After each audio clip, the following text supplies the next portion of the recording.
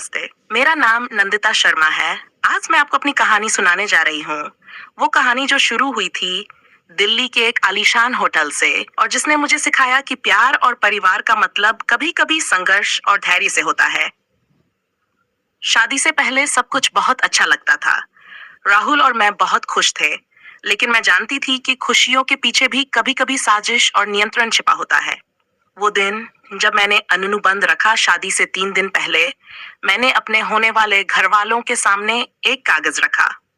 मैंने लिखा था कि शादी के बाद भी मैं अपनी नौकरी जारी रखूंगी, अपने करियर को आगे बढ़ाऊंगी और घर के निर्णयों में मेरी राय का सम्मान होगा। मेरी होने वाली सास शारदा माथुर चश्मा लगाकर कागज पढ़ रही थी। कमरे में सन्नाटा था। मैं जानती थी कि ये कदम असामान्य है, लेकिन मेरे लिए ये जरूरी था। मैंने हिम्मत जुटाई और बोली, मम्मी जी, मैं राहुल से प्यार करती हूँ, लेकिन मैं अपने सपनों को भी नहीं छोड़ सकती। मैं सिर्फ ये सुनिश्चित करना चाहती हूँ कि शादी के बाद कोई गलतफहमी न हो। वे मुस्कुराईं। बेटा, तुम्हें किसी कागज की जरूरत नहीं है। हम तुम्हें समझते हैं। लेकिन मैं जानती थी कि मुस्कान के पीछे भी कुछ छिपा है। फिर भी उन्होंने दस्तखत कर दिए। मुझे लगा कि मैंने एक बड़ी लड़ाई जीत ली है। मैं जीवन में शायद सबसे हलचल और उत्साह भरा दिन देख रही थी। सुबह से ही होटल में हलचल थी। संगीत की मीठी आवाज कमरे कमरे में गूंज रही थी। फूलों की खुशबू से हवा महक रही थी और चारों तरफ सफेद, सुनहरे और लाल रंगों की सजावट ने ऐसा माहौल बना दिया था कि जैसे हर दीवार, हर पर्दा, हर कुर्सी मेरी नई जिंदगी की गवाही दे रही हो। मैं अपने लाल बनारसी लहंगे में आईने के सामने खड़ी थी।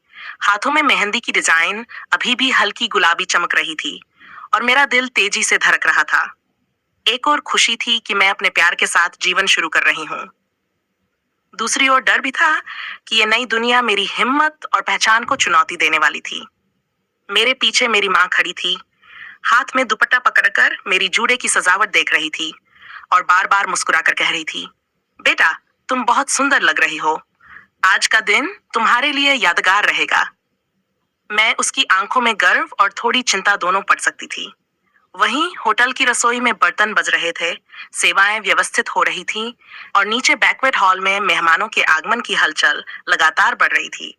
राहुल, मेरा होने वाला पति, अपनी क्रीम रंग की शेरवानी में खड़ा था। उसकी मुस्कान में आत्मविश्वास और थोड़ी नर्वसनेस दोनों झलक रही थी। जैसे ही वह मेरी तरफ देखता, उसके चेहरे पर वही प्यार चमकता था जो शादी से पहले हमेशा दिखता था। लेकिन अब उसकी आंखों में थोड़ा डर भी था कि इस नए सफर में हम साथ रहकर सब बाधाओं का सामना कर पाएंगे। मेरे सामने मेरी होने वाली सास शारदा जी खड़ी थीं। उन्होंने चश्मा लगाया हुआ था, चेहरे पर हल्की मुस्कान, लेकिन आंखों में वही जानबूझकर छुपी हुई ताकत और नियंत्रण दिखाई दे रहा था। मैं जानती थी कि आज की तारीख में भी बहू होने का मतलब सिर्फ सुंदर लगना नहीं होता, बल्कि हर पल अपनी भूमिका साबित करना पड़ती है। शादी का हर क्षण जैसे धीमा चलता था। मेहमानों के हाथों में कैमरे थे, चारों तरफ क्लिक की आवाजें और फोटोग्राफरों की दौड़ भाग। हल्के गुलाबी और सुनहरे रंग की रोशनी में, फूलों की सजावट के बीच मैं अपने दूल्हे की ओर बढ़ रही थी। कदम कदम पर मेरा दिल धड़क रहा था, हाथ कांप रहे थे और मुझे हर पल लग रहा था कि मेरे भीतर की हिम्मत और डर दोनों इस नई जिंदगी के स्वागत के लिए आपस में लड़ रहे हैं। जब मैं मंच तक पहुंची जहां राहुल खड़े थे, पूरे हॉल की निगाहें हमारी ओर थीं। मैं उसकी आंखों में झांकती और वहां वही प्यारी, भरोसेमंद मुस्कान थी। हम दोनों ने एक दूसरे के हाथ थामे। शारदा जी, मेरे माता पिता और हॉल के स्टाफ सब हमारे चारों तरफ खड़े थे। समारोह का हर रीति रिवाज, हर मंत्र और हर गीत मेरे भीतर के भावनाओं को और गहरा कर रहा था। मैं अपने माता पिता को देख रही थी, जो मेरे लिए गर्व और थोड़ी चिंता के मिश्रण के साथ खड़े थे, और राहुल के माता पिता भी, जो हमें अपनी निगाहों से नाप रहे थे। हॉल में हल्की हवा चल रही थी। फूलों की खुशबू और मिट्टी की मिट्टी जैसी महक मिलकर एक अलग तरह का वातावरण बना रही थी। नृत्य मंडलियों और संगीत की ताल, हर जगह तालियों की गड़गड़ाहट और कैमरे की क्लिक की आवाज और साथ ही मेरी धड़कन, सब कुछ मिलकर उस दिन को मेरे जीवन का सबसे जटिल और यादगार पल बना रहे थे। जैसे ही मैं मंच पर पहुंची और राहुल के हाथों में हाथ डाला, मुझे लगा कि हर कदम, हर मुस्कान, हर नजर ये कह रही थी कि अब मेरी जिंदगी बदलने वाली है। लेकिन यह बदलाव सिर्फ खुशी का नहीं, बल्कि संघर्ष और धैर्य से भरा हुआ था। मैं जानती थी कि शादी के ये सुनहरे पल, भले ही हर किसी को केवल खुशी के प्रतीक लग रहे हों, मेरे लिए एक नई चुनौती, एक नई जिम्मेदारी और एक नई लड़ाई की शुरुआत है। शादी के अगले ही दिन की सुबह मैं अपने कमरे में खड़ी थी, हल्की नीली साड़ी में लिपटी, हाथ में चाय का कप थामे। मुझे लगा कि आज मैं थोड़ी देर ऑफिस जाऊंगी, फिर परिवार के बाकी काम भी कर लूंगी। लेकिन जैसे ही मैं अपने बैग की तरफ बढ़ी, कमरे का दरवाजा धीरे से खुला और मेरी होने वाली सास शारदा जी भीतर आईं। उनकी मुस्कान में वही आदर और प्यार था जो मैंने पहले महसूस किया था, लेकिन आंखों में एक अलग सी सख्ती झलक रही थी। बेटा, आज तुम्हारी पहली रसोई है, परिवार की सभी औरतें आ रही हैं। तुम ऑफिस कैसे जा सकती हो? उन्होंने पूछा। उनके शब्द इतने साधारण लगे, लेकिन आवाज में ऐसा दबाव था कि मैं जैसे जम गई। मैं जानती थी कि यह सिर्फ एक सवाल नहीं है, यह मेरी आजादी और पहचान पर पहला हमला था। मैंने धीरे से कहा, मम्मी जी, मैंने अपने बॉस को पहले ही बता दिया है कि मैं आज ऑफिस आऊंगी। शादी की छुट्टी तो सिर्फ 3 दिन की थी। मैं शाम तक लौटकर रसोई में सब कर दूंगी। उनकी मुस्कान थोड़ी कठोर हो गई। उन्होंने चश्मा सीधा किया और मेरे चेहरे को ऊपर से नीचे तक देखा। ठीक है बेटा, उन्होंने कहा, लेकिन लोग क्या कहेंगे? नई बहू पहले ही दिन ऑफिस भाग गई। मुझे लगा जैसे मेरे सिर पर भारी गिरी आकाश की छाया। हर शब्द, हर लहजा मेरे आत्मविश्वास को चुनौती दे रहा था। मैं जानती थी कि शादी से पहले अनुबंध में हमने सब तय किया था, लेकिन वही ठीक है शब्द मेरे कानों में खूंट की तरह गूंज रहे थे। मैं चुप रही क्योंकि उस पल मैं नहीं चाहती थी कि मेरी आवाज में लड़ाई का सुर सुनाई दे। दिन आगे बढ़ा और मैं ऑफिस चली गई। पर हर बार जब फोन बजता या कोई मैसेज आता, मुझे लगता कि जैसे घर की निगाहें मेरे कदमों का हिसाब रख रही हों। और जैसे ही मैं शाम को लौटकर आई, सास ने मेरे सामने उन रिश्तेदारों का जिक्र किया जो अचानक आने वाले थे। आज तुम्हारी ननद आ रही है अपने बच्चों के साथ। तुम घर पर रहोगी ना? मेरे दिल की धड़कन बढ़ गई। मैं जानती थी कि यह भावनात्मक ब्लैकमेल है, मेरे सपनों और मेरी जिम्मेदारियों के बीच की पहली परीक्षा। मैंने धीरे से कहा, मम्मी जी, मेरी मीटिंग बहुत जरूरी थी। शाम को मैं सभी से मिल जाऊंगी। वे थोड़ी देर चुप रहीं, फिर आंसू दिखाते हुए बोली, तुम्हें पता है मैंने अपनी बेटी को कितना मिस किया है, और तुम उससे मिलने का भी समय नहीं निकाल सकती? उस वक्त मेरे भीतर एक अजीब मिश्रण था, एक ओर प्यार और आदर का डर, दूसरी ओर अपनी हक और पहचान का साहस। मुझे लगा जैसे मेरी आजादी पर पहली बार सच्चा दबाव आया है, और उस दबाव ने मुझे अंदर से झकझोर दिया। दिन बीते गए, हर सुबह हर दिन कुछ न कुछ नया आता, कभी रिश्तेदार, कभी त्योहार, कभी पूजा, और हर बार वही सवाल, बेटा, तुम नौकरी को परिवार से ज्यादा महत्वपूर्ण मानती हो? हर सवाल, हर नजाकत, हर आंसू, यह सब मेरे धैर्य की परीक्षा थी। मुझे एहसास हुआ कि यह घर, यह प्यार, यह परिवार केवल सुंदर दिखने वाली चीज नहीं थी। यह मेरी पहचान और मेरे सपनों की लड़ाई बन चुका था। और तभी मैंने अपने मन में ठान लिया, मैं अपने सपनों को नहीं छोड़ूंगी। मैं इस घर की बहू हूं, लेकिन मैं अपनी पहचान भी हूं। और अगर किसी को मेरे साथ रहना है, तो उसे मेरे सपनों और मेरे करियर का भी सम्मान करना होगा। शादी के कुछ ही दिन बाद, जब मैं सोच रही थी कि शायद अब चीजें ठीक चलेंगी, वही पहला मीठा ताना मेरे कानों में गूंजा। शारदा जी ने हल्की मुस्कान के साथ कहा, देखो बेटा, आजकल लड़कियां तो अपने ऑफिस में इतनी व्यस्त रहती हैं कि घर का काम भूल जाती हैं, लेकिन तुम तो इतनी समझदार है, काम भी कर रही है और हमें भी याद रख रही है। शब्दों में मिठास थी, मुस्कान में दुलार था, लेकिन हर शब्द के पीछे एक छुपा हुआ दोषारोपण और दबाव छिपा हुआ था। जैसे मुझे हर पल ये याद दिलाया जा रहा हो कि घर में मेरी जगह केवल तभी होगी जब मैं पूरी तरह से उनकी मर्जी के अनुसार चलूं, और अगर मैं थोड़ी भी स्वतंत्रता दिखाऊंगी तो यह सब मुझे अलग दिखा देगा। मैं हंसते हुए सिर हिलाई, पर भीतर महसूस किया कि यह मुस्कान कड़वे तानों का पहला संकेत है। और तभी ननद कविता की एंट्री हुई। वह अपनी 2 छोटी बच्चियों के साथ, ढेर सारी मुस्कान और खेल खेल में टिप्पणियों के साथ घर में दाखिल हुई। पहले तो सब कुछ सामान्य लगा, बच्चों की हंसी, उसके हल्के फुल्के मजाक, लेकिन जैसे ही वह मुझे देखती, उसकी आंखों में एक छिपी जांच और प्रतियोगिता झलकती। हर सवाल, हर मुस्कान, हर हल्की टिप्पणी, बड़ी बहू जी, अब ऑफिस भी जाती हो ना? बहुत व्यस्त हो जाओगी, घर कैसे संभालोगी? मुझे जैसे धीरे धीरे जकड़ रहे थे। शब्दों में मिठास थी, लेकिन हर मीठे ताने में वह मेरे लिए चेतावनी का संदेश था। मेरे सपनों और मेरी स्वतंत्रता पर नजर रखी जा रही है। घर का माहौल धीरे धीरे बदलने लगा। कविता और उसके बच्चे हर जगह उपस्थित होने लगे, कभी अचानक रसोई में, कभी लिविंग रूम में, कभी पूजा में। हर बार वह हल्की फुल्की बातें करती, हर बात में मुझे ये याद दिलाती कि घर में मेरी जगह सिर्फ तभी है जब मैं ननद और सास के बनाए हुए नियमों के मुताबिक चलूं। शुरुआत में यह हल्का सा दबाव लग रहा था, लेकिन जैसे जैसे दिन बीते गए, ये धीरे धीरे मेरे चारों तरफ जकरन का दायरा बन गया, जिसे मैं जितना भी खिसकने की कोशिश करती, उतना ही महसूस करती कि मेरे निर्णय, मेरे सपने, मेरे समय सबकी निगाहों के तहत आ गए हैं। और इस समय मुझे पहली बार यह एहसास हुआ कि शादी सिर्फ प्यार और खुशियों का नाम नहीं है। ये नए नियम, नए परीक्षण और नए दबाव का नाम भी है। और मुझे अब सीखना होगा कि इस जकड़न के बीच कैसे अपनी पहचान बनाए रखूं और अपने सपनों को न खोऊं। शादी के कुछ हफ्तों के बाद एक शाम मैं थकान और हल्की बेचैनी के साथ अपने कमरे में बैठी थी। दिन भर की भागदौड़ और ऑफिस की मीटिंग्स के बाद मेरा मन बस चैन की नींद और कुछ पल अकेले बिताने का चाहता था। लेकिन तभी कमरे का दरवाजा धीरे धीरे खुला और शारदा जी अपने कंधों पर हल्का सा रेशमी दुपट्टा डालकर अंदर आईं। उनकी मुस्कान में हमेशा की तरह वही आदर दिख रहा था, लेकिन उनके शब्दों में ऐसी तान थी जो मेरे भीतर डर और संशय की लहरें पैदा कर गई। बेटा, उन्होंने धीरे कहा, तुम बहुत व्यस्त रहती हो और हमारी बेटी, तुम्हारी ननद, अब घर आ चुकी है। तुम्हें पता है उसने तुम्हारे लिए कितने सवाल उठाए हैं।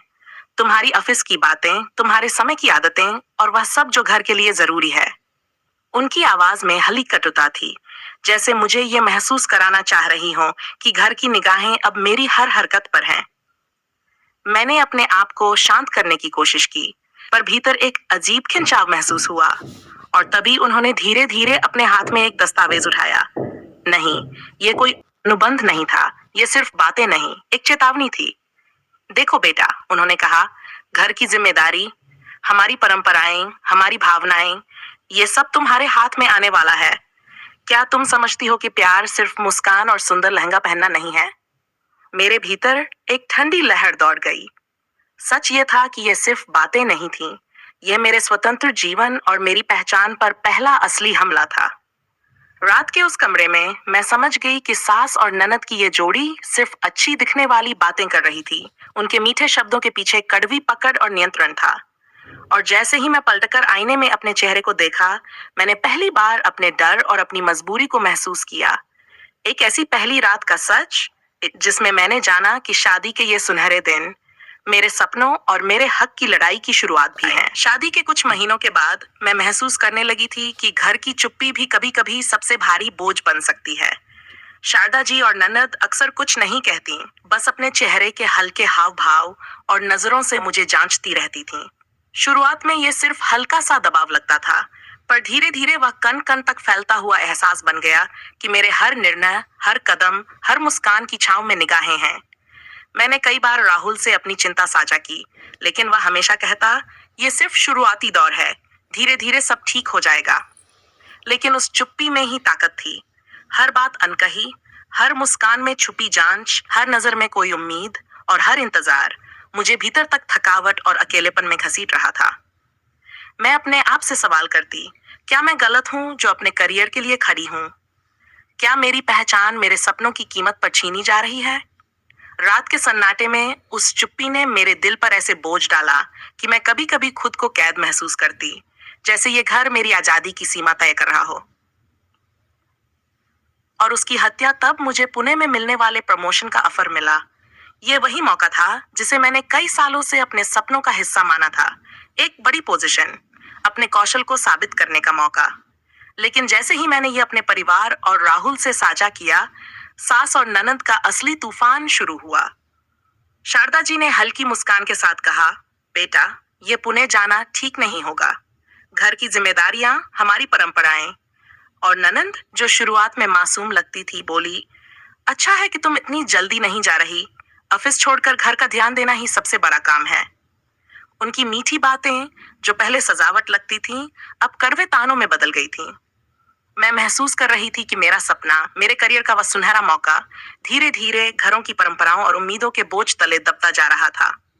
मुझे ऐसा लगा जैसे मेरी इच्छाएं, मेरी मेहनत और मेरी पहचान सभी ने मिलकर मार दी हो। और उस दिन मैंने पहली बार समझा कि सपने सिर्फ मिलने के लिए नहीं, बल्कि लड़ने के लिए भी होते हैं। हम घर का माहौल सामान्य लग रहा था, लेकिन जैसे ही रिश्तेदारों और पड़ोसियों की हल्की हलचल शुरू हुई, मुझे लगा कि मैं समाज की अदालत में खड़ी हूँ। हर नजर मेरी तरफ थी, कुछ प्यार भरी, कुछ जांच वाली और कुछ ऐसे जो मुझे बस सुनते ही जज कर रही थी। मेरे कपड़े, मेरी मुस्कान, मेरी बातें, सबका मूल्यांकन हो रहा था। शारदा जी के हल्के सवाल, ननद के मुस्कान भरे तानों और रिश्तेदारों की हंसी मजाक ने इस बात को और गहरा कर दिया कि हर कदम पर मुझे साबित करना होगा कि मैं सही हूँ, कि मैं इस घर की योग्य बहू हूँ। मुझे लगा जैसे मैं अकेली खड़ी हूँ, मेरे निर्णय, मेरे सपने, मेरी पहचान, सबकी जांच हो रही है और कोई मुझे गलत साबित करने के लिए बस अवसर का इंतजार कर रहा है। उस पल मैंने महसूस किया कि शादी सिर्फ दो लोगों का मिलन नहीं है, बल्कि पूरा समाज अपनी निगाहों और अपेक्षाओं के साथ तुम्हारे हर कदम पर बैठा है।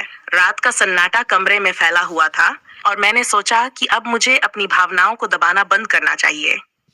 मैंने राहुल के सामने अपनी सारी शिकायतें रखी, सास के दबाव, ननद के तानों, समाज की निगाहों और उन मीठे शब्दों के पीछे छुपी कड़वी सच्चाई। जैसे ही मैंने अपनी चुप्पी तोड़ी, कमरे में बिजली सी दौड़ गई। राहुल भी मेरी बात सुनकर चौंक गया, लेकिन उसने मेरा हाथ थामा और कहा, अब तक तुमने सब सहा, लेकिन अब हम साथ हैं। मेरी आवाज में हिम्मत आई और मैंने महसूस किया कि चुप्पी हमेशा दबाव नहीं देती, कभी कभी विस्फोट बनकर हमें मजबूत भी बना देती है। उस रात मैंने अपने मन की हर बात राहुल से कह दी और उस विस्फोट ने घर के माहौल में एक नई लहर पैदा की। मैंने अपने और अपने परिवार के भविष्य के लिए लिए। पहला, मैं अपने करियर के लिए पुणे जाना तय करूंगी क्योंकि मेरे सपने मेरी पहचान है। दूसरा, मैं अपने परिवार के लिए खड़ी रहूंगी, लेकिन किसी के दबाव में अपनी हिम्मत नहीं छोड़ूंगी। तीसरा, मैं अपने पति राहुल के साथ साथ साथ चलूंगी और हम दोनों मिलकर अपने नए घर और रिश्तों की दिशा तय करेंगे।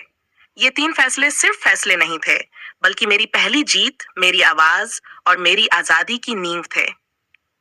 उस रात मैंने जाना कि जीवन में संघर्ष और प्यार साथ साथ चलते हैं और जो परिवार अपनी पहचान और सपनों का सम्मान करता है, वही सच्चा परिवार होता है। शादी के कई महीनों के बाद जब घर की हर छोटी बड़ी बात में दबाव महसूस होने लगा, मैंने और मेरी बेटी आर्या ने मिलकर अपनी शर्तें तय की। मैंने राहुल के सामने कहा, हमारे सपने और हमारी जिम्मेदारियां दोनों महत्वपूर्ण हैं। मैं अपने करियर को जारी रखना चाहती हूँ और आर्या की परवरिश में भी मैं सक्रिय रहूंगी।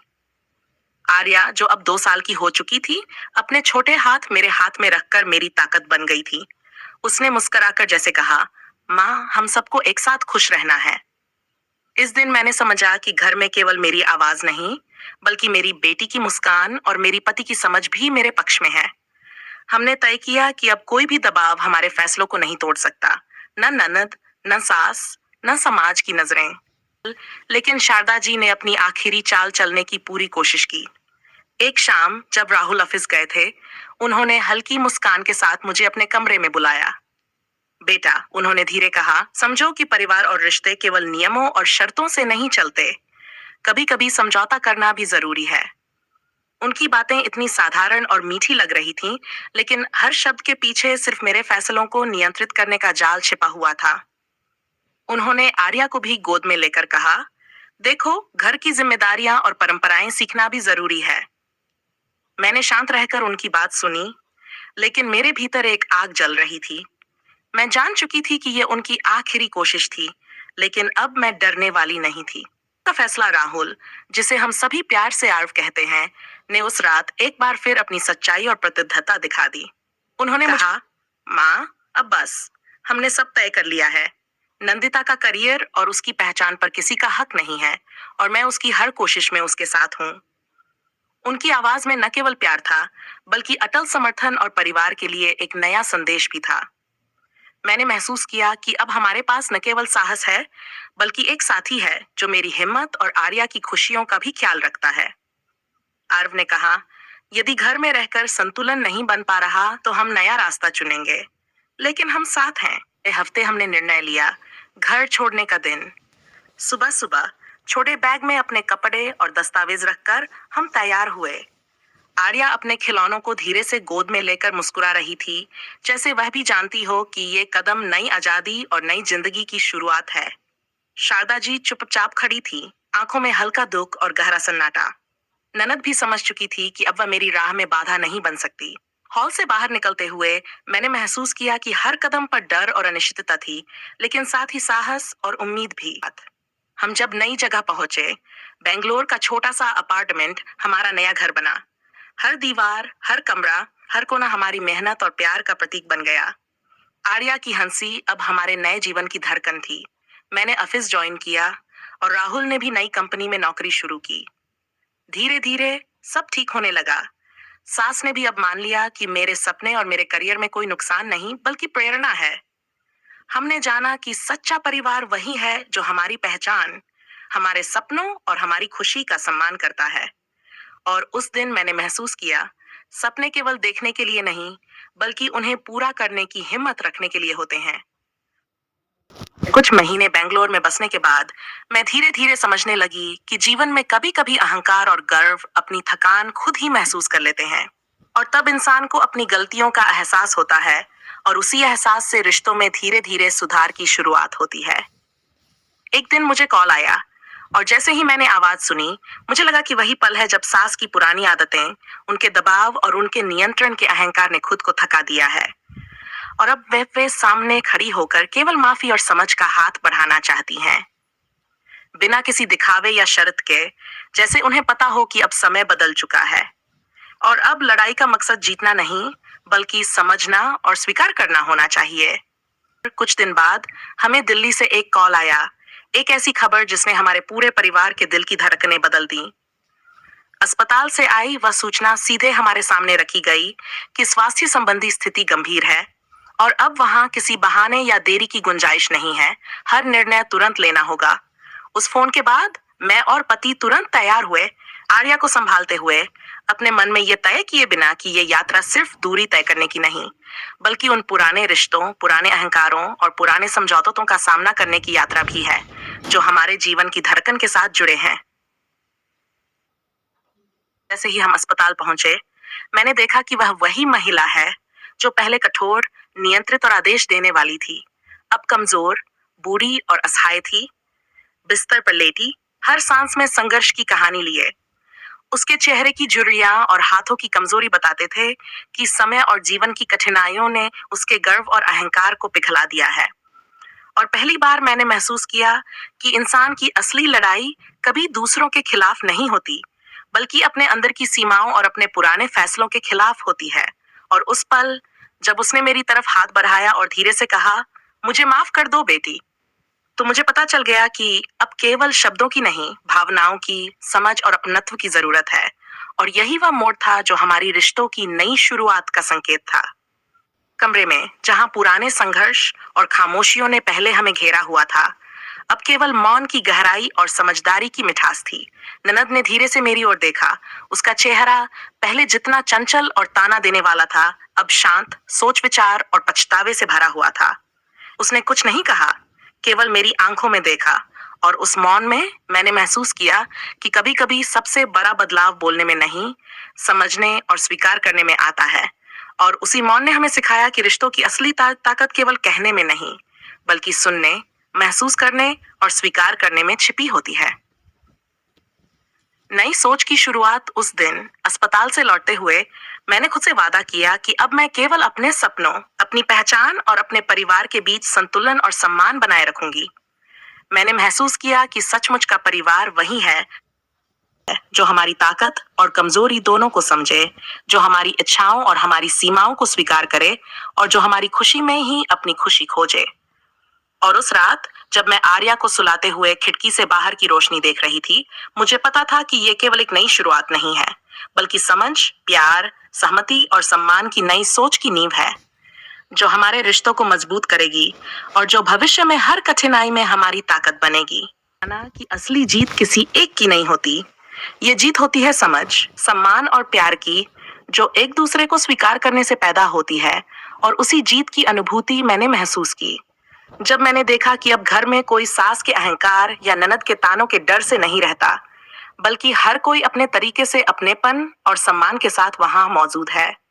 और यह एहसास मुझे दिल से ये बताने लगा कि शादी और परिवार सिर्फ संघर्ष और मुकाबला नहीं होते, बल्कि सीखने और अपनाने की प्रक्रिया है, जिसमें हर किसी की भावनाएं, ख्वाहिशें और सपने बराबर मायने रखते हैं।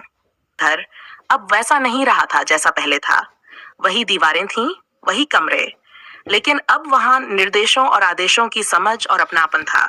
और हर कोना, हर कमरा अब हमारे जीवन की साझा कहानियों का हिस्सा बन गया था, जहां मीठी हंसी, छोटे छोटे ताने और कभी कभी झगड़े भी सिखाने और समझने का माध्यम बन चुके थे। अब कोई भी निर्णय सिर्फ एक पक्ष के दबाव से नहीं होता, बल्कि सभी की राय और भावना का सम्मान कर लिया जाता था।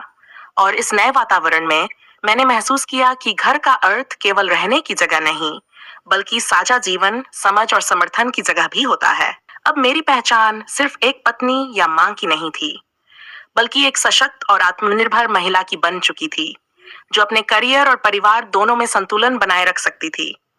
अब मेरे निर्णय और मेरी मेहनत की कद्र की जाती थी, और मुझे यह एहसास हुआ कि पहचान बनाना केवल खुद के लिए नहीं, बल्कि अपने बच्चों और अपने साथी के लिए प्रेरणा बनने के लिए भी जरूरी है। और यह पहचान मुझे हर दिन नई ऊर्जा, आत्मविश्वास और जिम्मेदारी देती थी, जिससे मैं अपने जीवन में हर चुनौती का सामना कर सकती थी। एक शाम जब हम तीनों, मैं, आरव और आर्या, अपनी बालकनी में चाय पी रहे थे, शहर की रोशनी हमारी आंखों में चमक रही थी। और उस पल मुझे यह एहसास हुआ कि हर संघर्ष, हर झगड़ा, हर कड़वी सीख ने हमें यहाँ तक पहुंचाया है। हम सिर्फ घर नहीं, बल्कि एक दूसरे की समझ, विश्वास और प्यार का घर बना चुके थे। और उसी समय मैंने देखा कि शारदा जी भी हमारे साथ बैठी हैं। उनकी आंखों में पछतावे की जगह ममता और स्वीकृति झलक रही थी। और यह दृश्य मुझे बताने लगा कि जीवन में परिवर्तन संभव है, केवल जब हम पुराने अहंकार को त्याग कर नए दृष्टिकोण और नए रिश्तों को अपनाएं। उस बालकनी में 3 पीढ़ियां एक साथ बैठी थीं, शारदा जी, मैं और आर्या। और उस पल मैंने महसूस किया कि सच्चा परिवार वही होता है जिसमें हर पीढ़ी एक दूसरे से सीखती है, समझती है और प्यार करती है। और इस प्यार और समझ की नींव पर ही हम सबने अपने छोटे छोटे संघर्षों और गलतफहमियों को मिटाया। न केवल हम तीनों के बीच, बल्कि आरव की उपस्थिति में हमें यह महसूस हुआ कि हर रिश्ते की शक्ति केवल प्यार में नहीं, बल्कि सहानुभूति, समझ और समर्थन में होती है। और यही वह सीख थी जिसे हम अपने बच्चों को भी देना चाहते थे। अगर आपको ये कहानी पसंद आई हो तो हमारे चैनल सुनो कहानी दोस्तों को जरूर सुनिए, लाइक करें, सब्सक्राइब करें, कमेंट में अपनी राय लिखें और शेयर करना न भूलें, क्योंकि आपकी प्रतिक्रिया ही हमें ऐसी ही भावुक और प्रेरणात्मक कहानियां लिखने की ताकत देती है।